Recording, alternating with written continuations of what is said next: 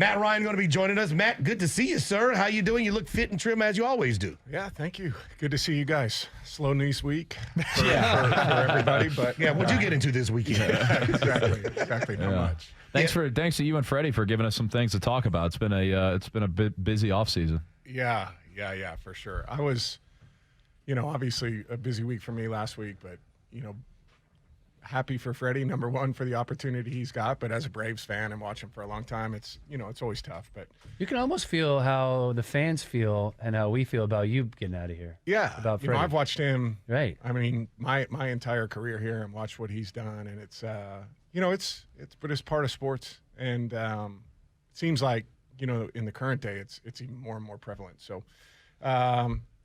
Strange week for sure, but happy to come in and talk with you guys this morning. Well, we certainly thank you for your time to, make the trek to come in physically to studio. We really appreciate that, and thankful to be joined by one of our favorite sons, a guy who has grown up with everybody. We've grown up with him. He has provided so many great moments on and off the field, a staple in the community, a guy who has been in 2 buildings, a guy who has been to NFC Championship games, a Johnny Unitas Golden Arm Award winner, ACC Offensive Player of the Year, ACC Player of the Year. Way back.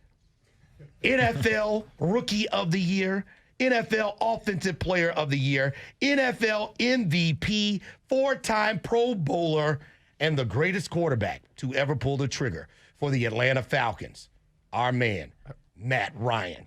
If you need I don't know what to say. I thought he was going to say Bobby Hebert. If you need I've been working on a hype man business. That was pretty good. I've been working on a hype man business for about 15 years. Thank you for coming in studio with all that's going on and all you have to do professionally and personally. We really do appreciate the time. Yeah, of course. And it's overwhelming when you hear kind of all of it. And,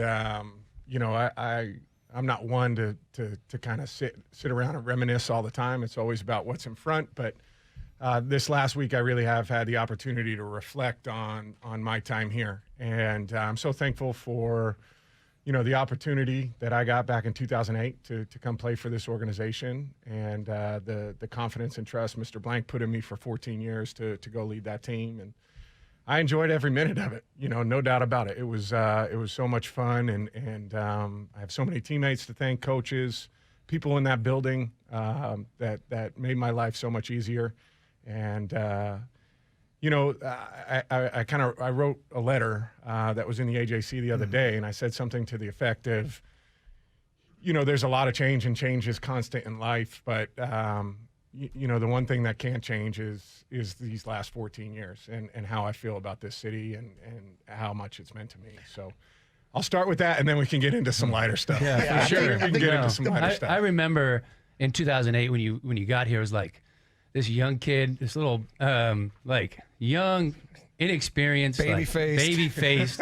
And then watching you a couple of days ago in Indy was just the transformation from when I was there for 3 years through when you were yelling at Roddy White for the next 4 or 5, through Julio, through Tony Gonzalez, and all the different things you dealt with have built you to who you are today. I was just so impressed watching you put the blue suit on and sit next to those coaches. It didn't feel good as a Falcon fan, but it was well-deserved, and I'm glad you got to a place where you wanted to go. Yeah, thank you. And, we're all a product of the environment we're in and the people we're around. And I've been so fortunate to be in an incredible organization for, a long time, 14 years. I mean, I'd never done anything for 14 years in my life, right? Right. Or been, that committed. And so, other than Sarah, of course, but, it's overwhelming at times to think about all that we did accomplish, and all that I learned during that time. But, it's amazing how fast it goes, too, because I feel like we were just ripping around in the car driving to the airport in 2008, getting in an accident on the first one, on the way to our first. DJ Shockley and Matt Ryan on the way to the airport to catch a flight to go to a preseason game, maybe? Yeah, I think it was our first preseason game. Yeah. And I was I was doing a marketing deal for a car, and I hadn't even signed the contract yet. And some guy came around that corner and just drilled us. Oh, man. And I'm like, left. Oh, man. And I feel bad. I don't remember who that deal was supposed to be with, but I ended up going with somebody else and took him back to car. I was like, oh, this is not the way you want to start. Here's your broken down car, and we're going to go Appreciate with that somebody else. topic. Here you go. Right. Well, I guess the best way to approach this is to start at the end, talk about the middle, and then get to the beginning. And I think, obviously the way things ended is where the city, where Matt Ryan fans, Falcon fans, and people who just appreciate what you have done, really have emotions stirred up. And there have been some things that the Falcons have said as far as the line of communication, some things we were wondering about when Deshaun Watson's name came up and then the dominoes started to fall.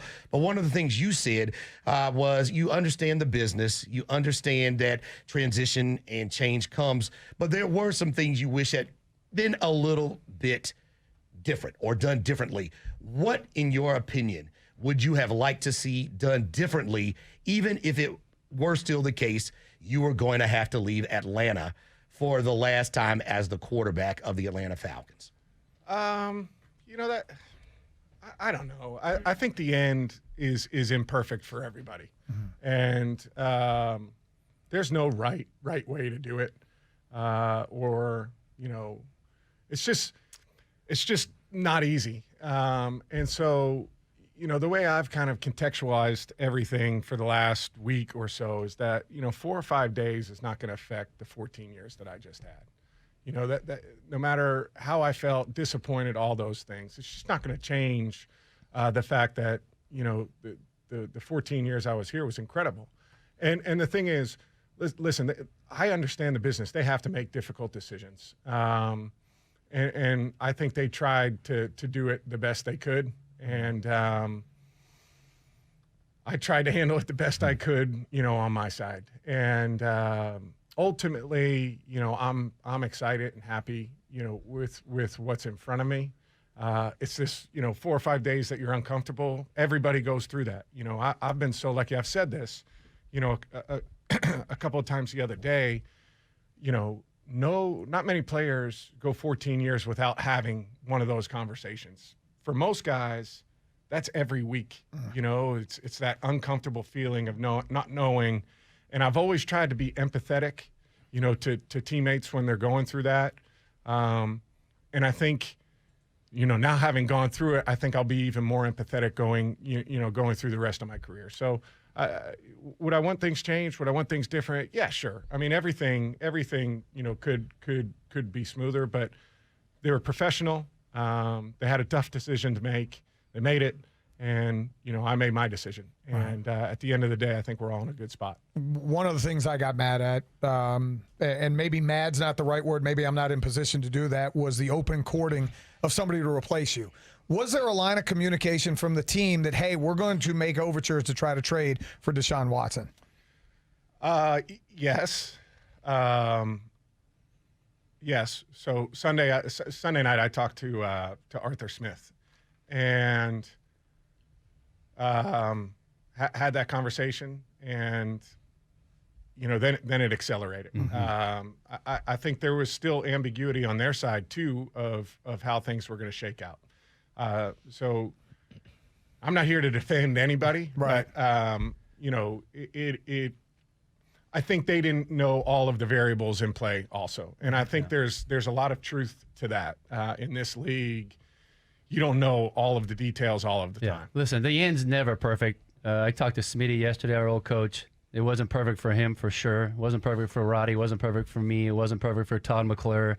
It wasn't perfect for you at all. You can do things the right way, and I'm not entirely sure the Falcons did it the right way.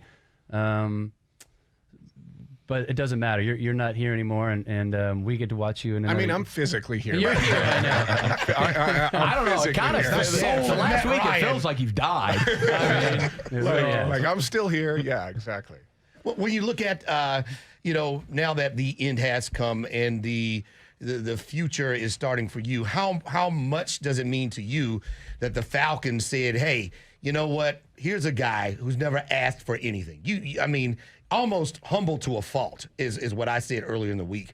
You never asked for anything. You never complained about anything. But if there's one thing on the way out I would like is to go to Indy. What does it mean that, you know what, they didn't ship you off to some place that could be purgatory your final few years? What does that say to you about them, even in a difficult situation? That's it. You know, it was an imperfect week to me with a perfect ending.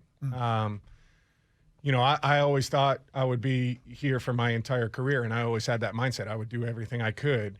But the circumstances of this week changed everything. And, you know, when I realized and had the understanding of what was going on, then I said, okay, I've got to evaluate what is actually the best scenario for me. And, you know, I felt it was there for sure. I got the opportunity to meet with Chris Ballard and Frank Reich up there, and I was, you know, blown away with how they operate, the team that they put together, their vision for moving forward, and you know, that really excites me. So I do appreciate them working with me on that. And it was quick. Did you talk to any other team at all?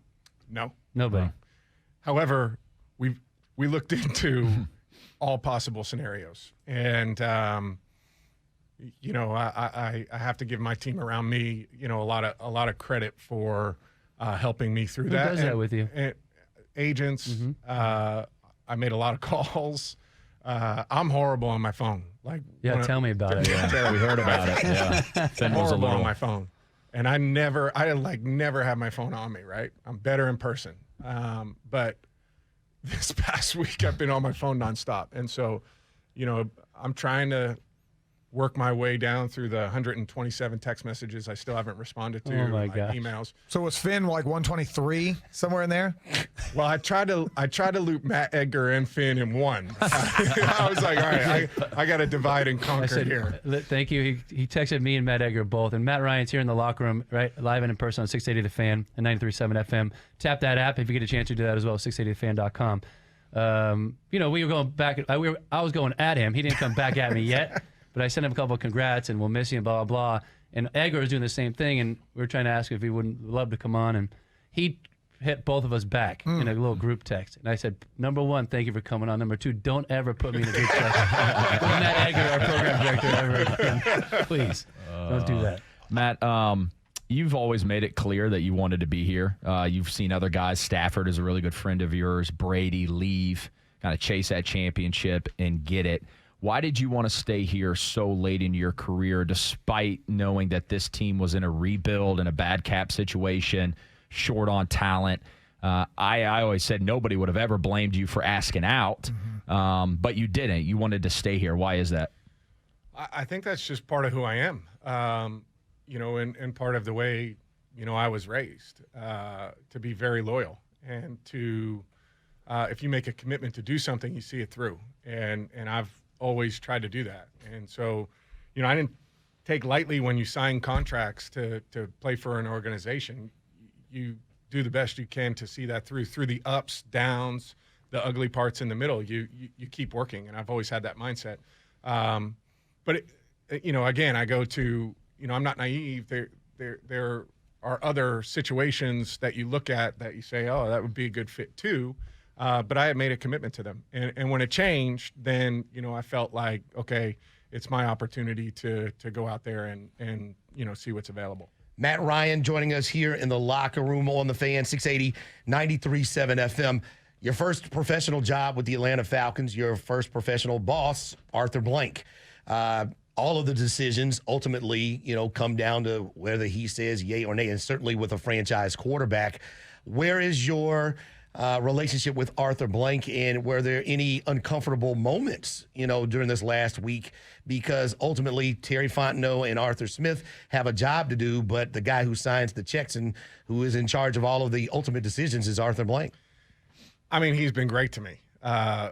You know, nobody's more thankful for, you know, him than myself and my family and what he has done for us and put us, you know, in a position where we can impact the community, we can live a great life and be a part of a great city. So, you know, we're extremely thankful for that. I had multiple conversations with him last week, and had a good conversation with him after, you know, I was traded to Indianapolis, and you know, we stand in a good spot. You know, again, I'm thankful.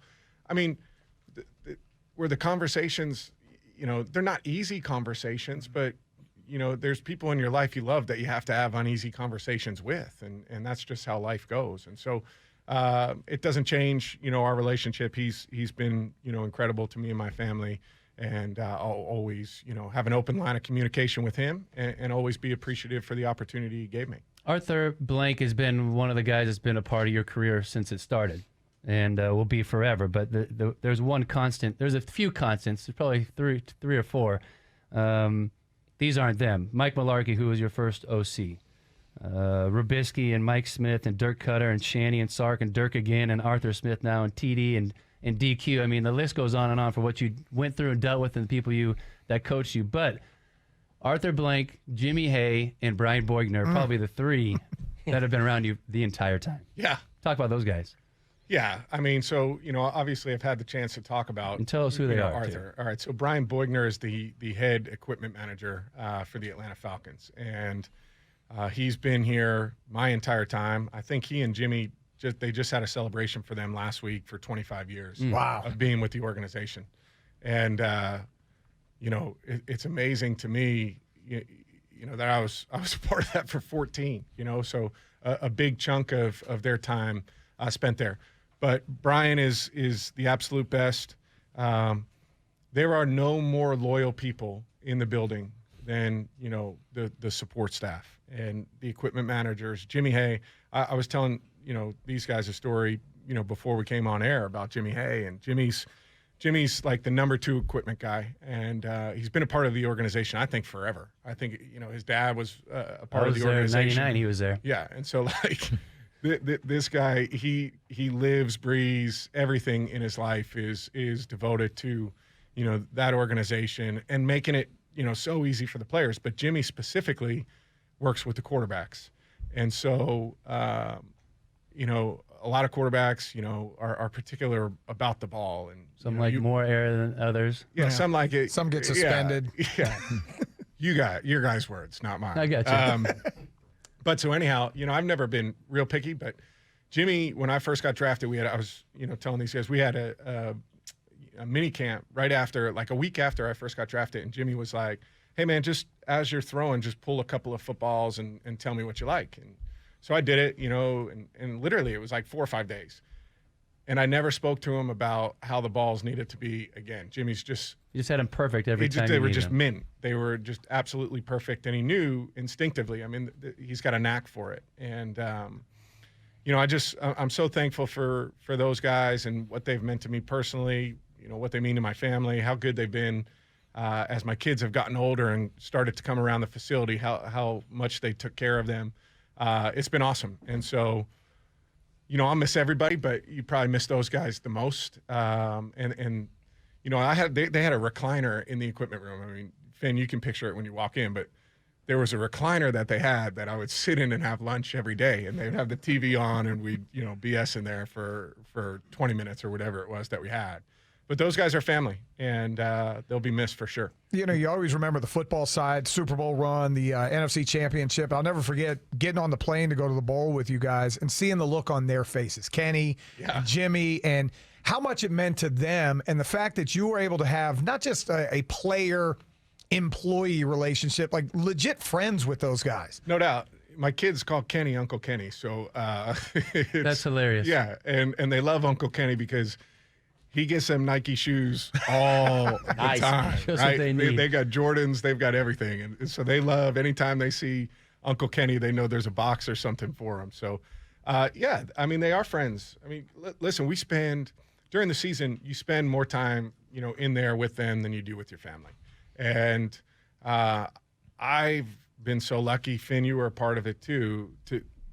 They're just great people and great to be around. And certainly thankful for all they have done for me. Former Atlanta Falcon quarterback. Unbelievable. We have to say that. Matt Ryan joining us here in the locker room on the Fan 680 93.7 FM. Curious to know if you have spoke with anybody that has been through this, whether it be Stafford. Julio went through this. Have you talked to him? And is there anything that you're kind of willing to share that maybe it's not one of those two guys, but anybody that has reached out to you that has been through this process? Multiple people. And all of them, everybody's situation is different. Every city that you're going to is unique. Every organization is different. The one thing they all talked about was there's an energy that comes with it. It's that first day of school feeling where you're like, oh man, this is new.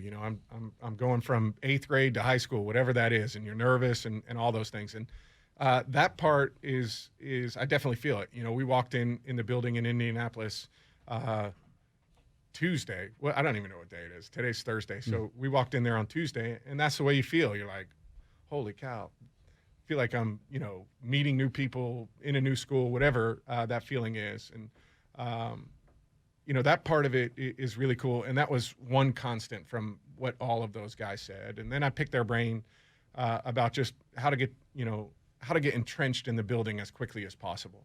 And I think everybody's different. You got to do it your way. And, I think Frank Wright, has been really good about just saying, listen, you have a great foundation built.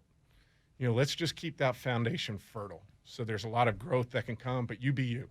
And I think, I've had success for a reason, doing it the right way. And I'm going to continue to try and do that. But we are still thankful to be joined by the greatest quarterback in the history of the Atlanta Falcons, Matt Ryan, joining us here in the locker room, trying to help us decompress, right, move forward, and reminisce about the great times we've had with him as our quarterback the last 14 years. We didn't want you to think Joe skipped out on having to wear a Boston College jersey.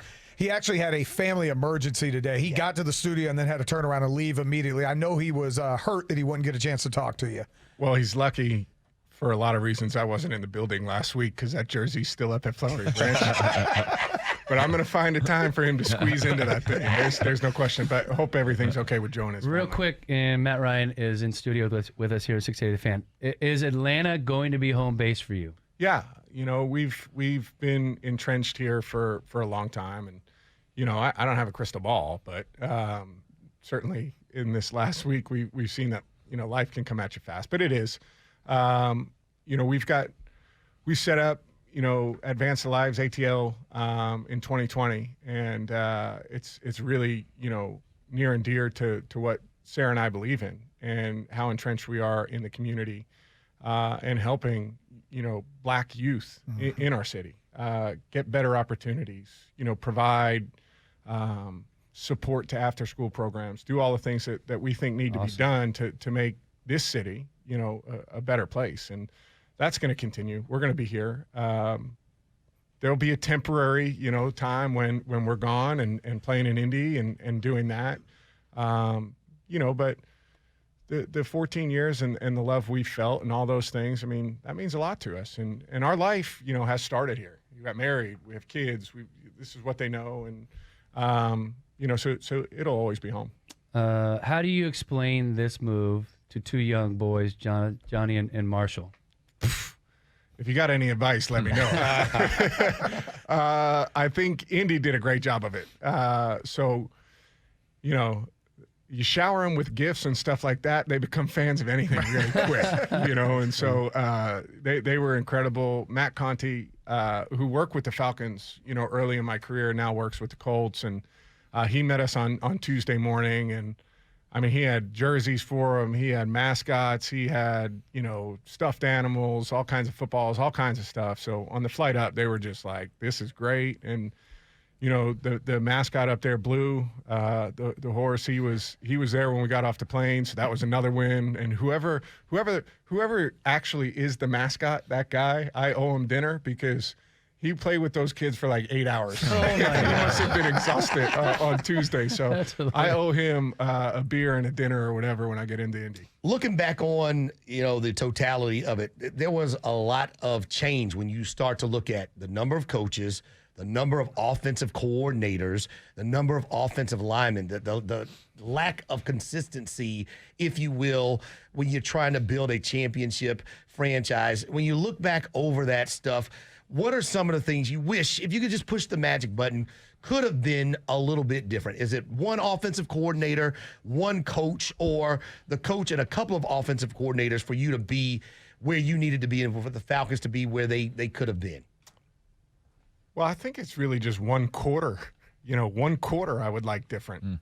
That we fourth all quarter. would. Yeah. I know that one. So of all of the other stuff, there was a lot of change. There's no question about it. But I learned so much through all of those changes from the different coaches that I had.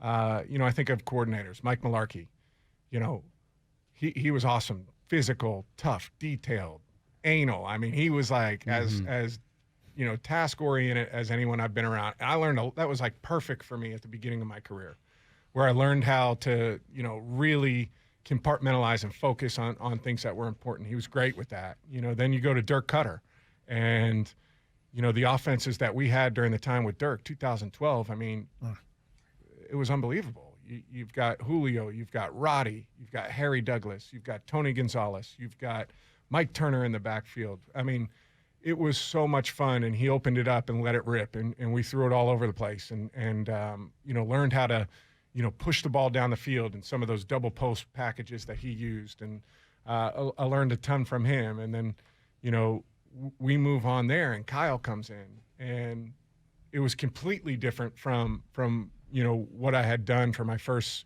I guess, 7 years, whatever that was. I think Smitty was here 7 years. So my first 7 years, and I learned a ton from him, and then, have the push to the Super Bowl, and he gets an opportunity, which was really cool. It was funny, like at that time, all of these coordinators were leaving and going and becoming head coaches. And so it wasn't like,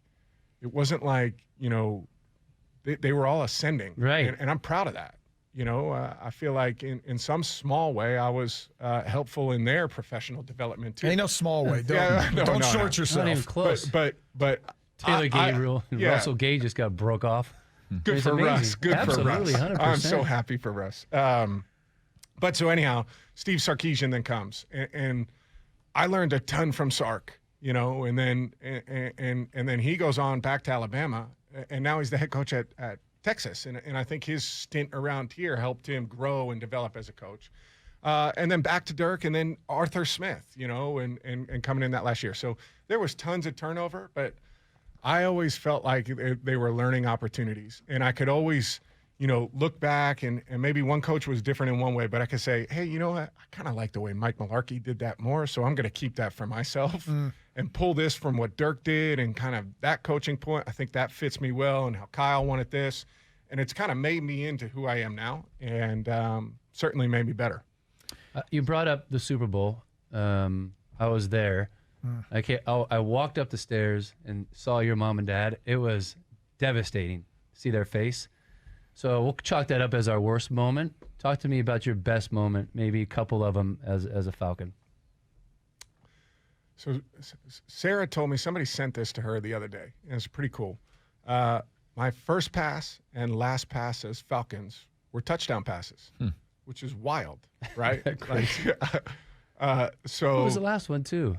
Russ Gage. So it's actually a funny story. It was supposed to be to Kyle, but Kyle screwed up when we broke the huddle, went the wrong way, and Russ was like, don't worry about it, I got it. What was the play? It was like a rollout to the right, and I just, whatever. Yeah. And we were kind of hot motioning somebody across, and Russ was like, don't worry about it, I got it. So that's kind of a funny memory at the end, but that's kind of cool to bookend, and obviously I didn't know it was going to be the last pass, but to bookend it with touchdown passes is really special. That first one, though, was like, it was crazy.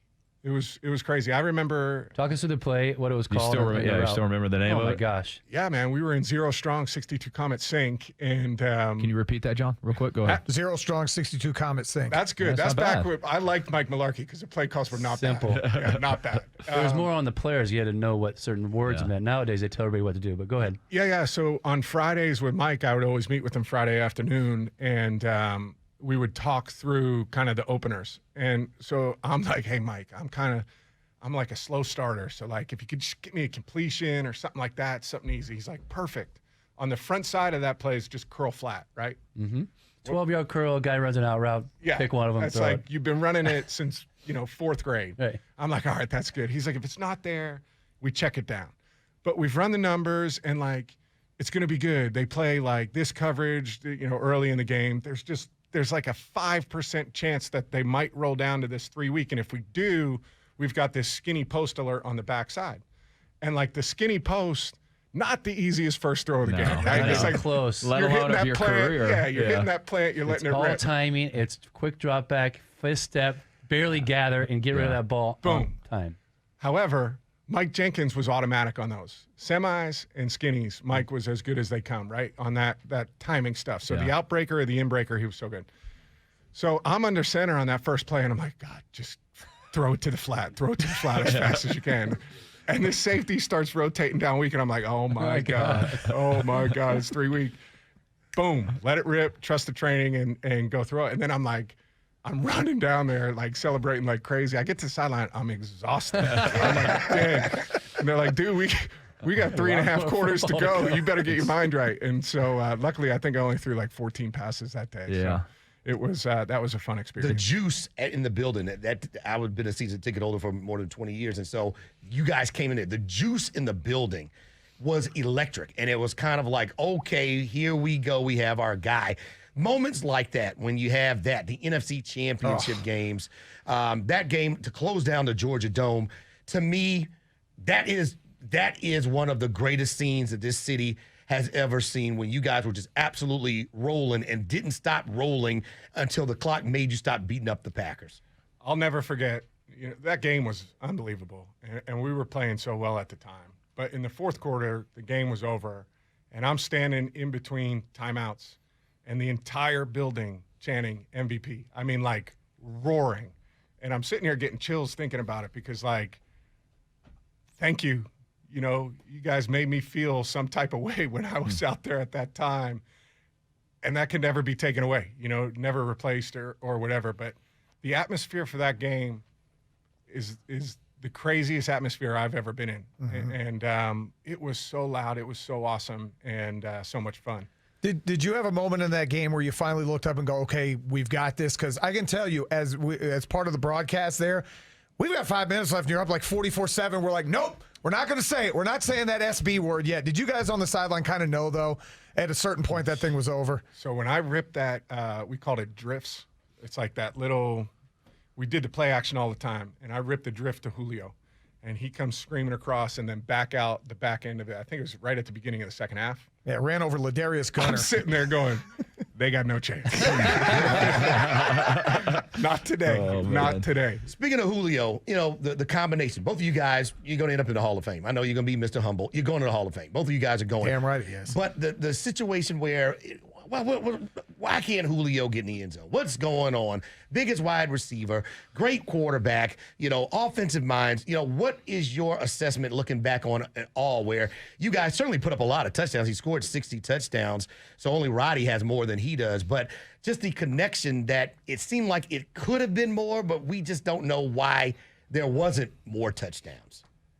Yeah, I think when he first came in, he scored like crazy. And I think it was partially just because people played us different. There's no question. You would go through a week of game planning and you would look at things and you'd be like, well, you can throw out their defense again. They're not going to play us like that. Nobody plays you with just singled up one-on-one stuff, particularly down in the red zone. Nobody. And, especially from like 2013 to like 18, he didn't get singled up. Hardly ever, and which is wild. So I think that's part of it. I think the one part was just a fluke too. Like he had so many times where he's like wide open or whatever, and like the first read was somebody else, and it gets dinked down and they score, and you're like, damn, that could But you're just playing ball. I mean, those kind of things happen. But I love him, man. I mean, how much fun was he to play with, to line up and know, like, all right, you do screw up, you give us one-on-one, is going to the house, or this is going to be an explosive. Just stay on Julio real quick. Will there be a conversation? Has there been a conversation with him at being a free agent now? And have you talked to any other free agent wide receivers to try to get people to come play with you in Indianapolis? Well, I've been a Colt for like 48 hours. So I'm working on it. I did hear from who. All right, good. So, and not about anything, football-wise, just talking. And so, I appreciate appreciate that. Matt Ryan joining us here in studio in the locker room on the Fan 680 93.7 FM. For 14 years, this franchise didn't have to worry about the quarterback position, which is the most important position of all in all of sports. And I think what people don't realize with you is what is so rare and unprecedented is the amount of systems that you went through, right?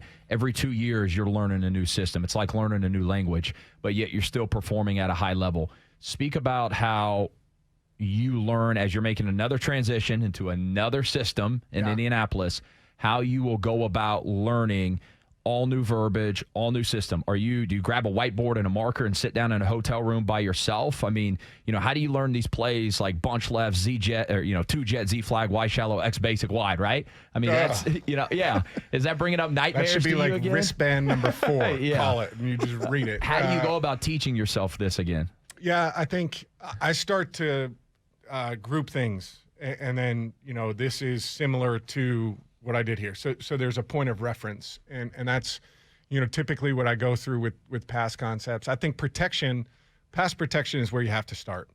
If you're not rock solid in knowing the rules and the whys and how we're trying to do things in pass protection, the rest doesn't make a difference. And so, I start there. And then kind of work my way out. When we break the huddle, I was taught at Boston College by Dana Bible, old school. Oh, yeah. Old school Guy offensive never coordinator. returned my call at NC State. It's not about you. Yeah. So anyhow, he hammered into us when I was at BC the quarterback checklist. When you break the huddle, what's the first thing you're doing? And the first thing you're doing is setting the protection.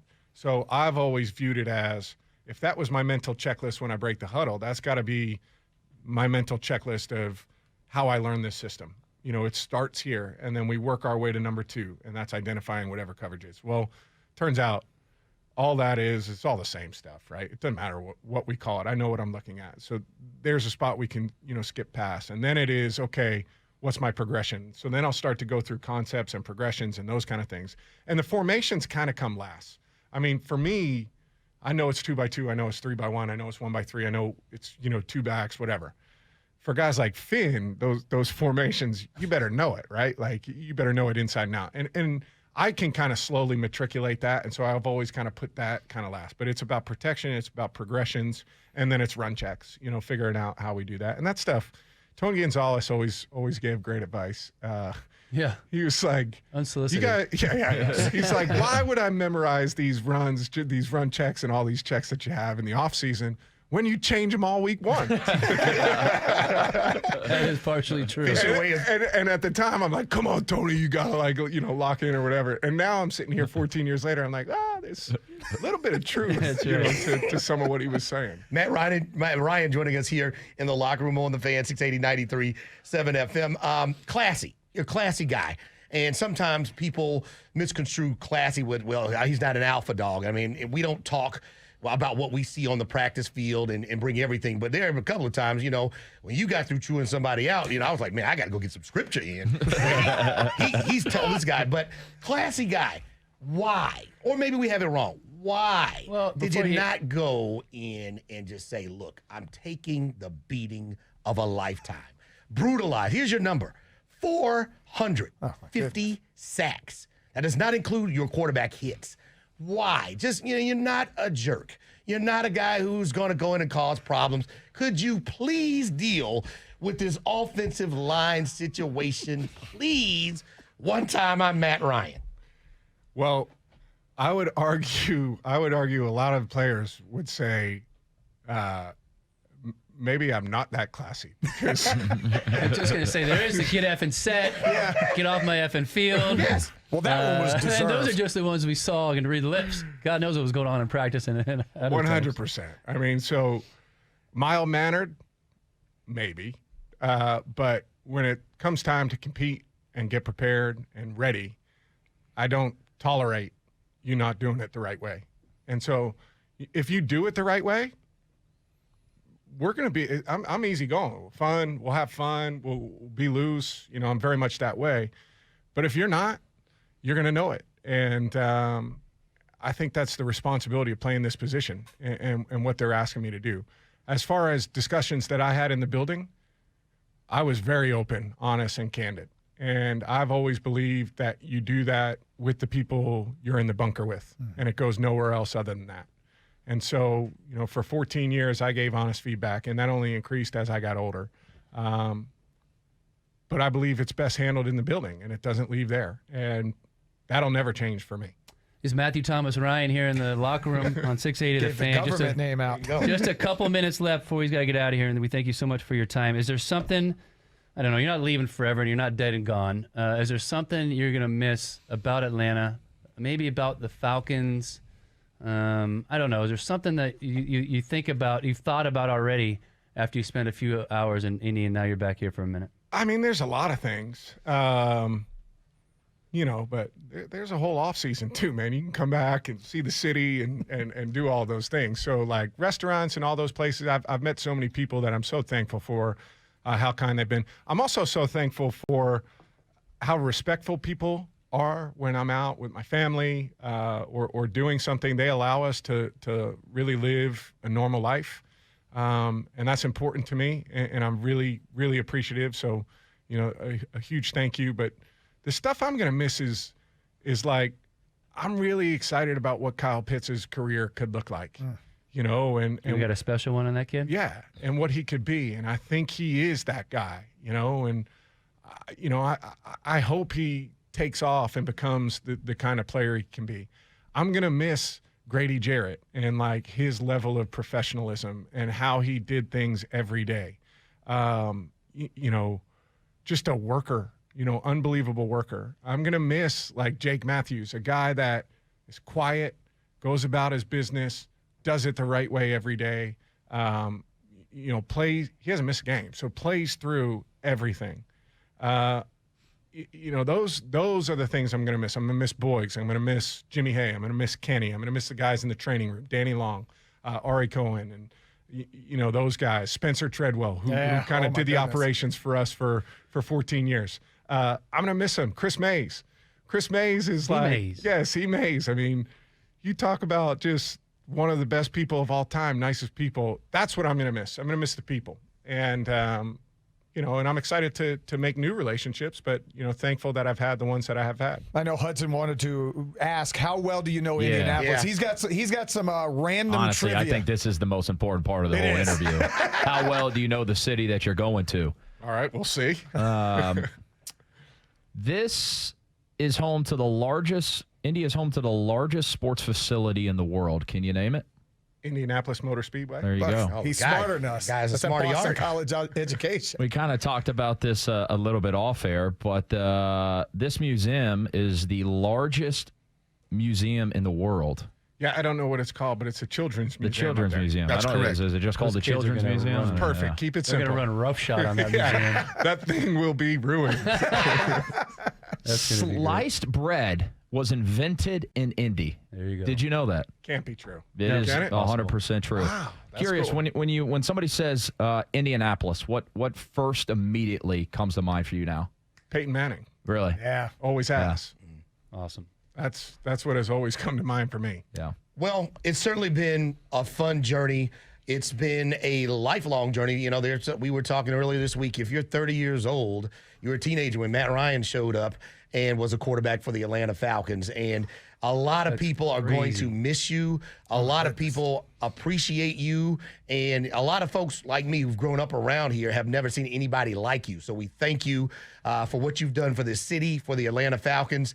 We wish you nothing but the best. And this isn't goodbye. It's just until next time. So we thank you so much. And you are one of the classiest guys this town, not just the Falcons, but this town has ever seen. And so we just look forward to seeing you the next time we can. I appreciate it. I know we're probably running up against it on time, but I want to thank everybody here at 680 for the relationship that I've had for as long as I've had it.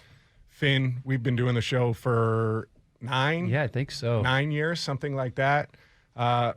With the guys in the locker room, you've been awesome. I've really enjoyed Front row as well. doing that. The front row, Steak, Sandy, miss those guys. Matt Edgar, thank you for taking care of me. David Dickey, thank you for being such a loyal partner for so long. It means a lot to me, the support you guys have shown me. I'm always here. I'm always down to come on when I can.